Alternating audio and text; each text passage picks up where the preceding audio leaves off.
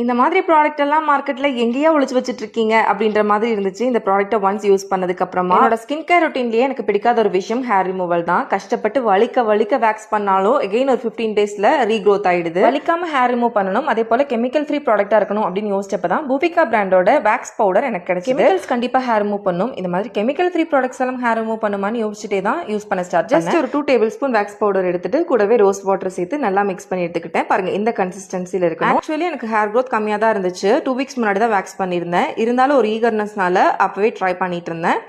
One ஹேண்ட்க்கு மட்டும் just apply பண்ணி பார்த்துட்டு எப்படி ரிசல்ட் இருக்குன்னு பார்க்கலாம்னு சொல்லி விட்டுருந்தேன். ஒரு 5 மினிட்ஸ்லேயே சூப்பராக ட்ரை ஆயிடுச்சு.